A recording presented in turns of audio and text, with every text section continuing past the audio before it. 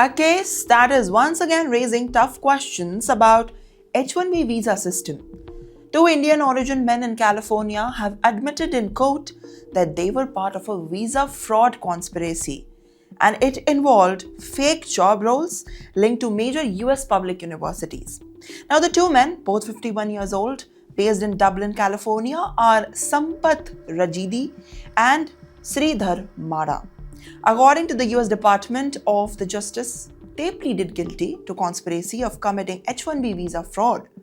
Well, prosecutors say that Rajidi ran two consulting firms that helped bring foreign workers to the US on H-1B visas. And the issue is that many of those job roles submitted in visa applications did not actually existed. One of the key claims is that the case had fake job positions that were shown at the University of California, Davis. Well, these roles were used on paper to get the visa approvals, but in reality, investigators say that those university jobs never were real and never properly authorized. Once the visa was approved, the workers then were placed at the university. Instead, they were reportedly sent to the private companies through staffing arrangements, turning the system into a profit-driven setup based on the false paperwork. Now the second one.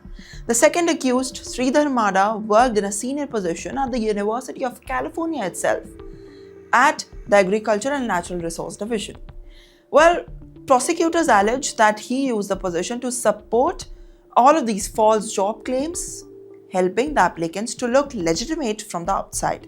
Well, between 2020 to 2023, multiple fake H-1B visa petitions were allegedly filed using the method. Officials say that the information given in these applications were false, but still strong enough to influence the visa approvals.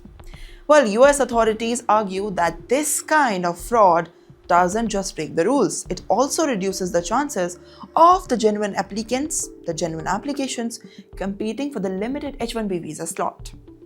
Well, both men have now accepted the guilt in the court, and they will be sentenced on July 2026, and they could face up to 5 years in prison along with heavy financial penalties. Well, this case comes at a time when H-1B visas are already under the heavy scrutiny in the United States. Lawmakers and immigration officials are increasing the focus on fraud petition, third-party consulting firms, and misuse of the system. Well, in the end, I would like to say that this case shows how a system is meant to bring skilled workers and can sometimes be manipulated through fake job listings and paperwork gaps. Now, in the end, why US authorities are now tightening the checks more than ever? Well, now the closing takeaway is that H-1B visa system is still one of the most important pathways for all of the skilled workers, but this shows how closely it is now being watched, questioned, and reshaped. What are your thoughts on this? Make sure to comment down below.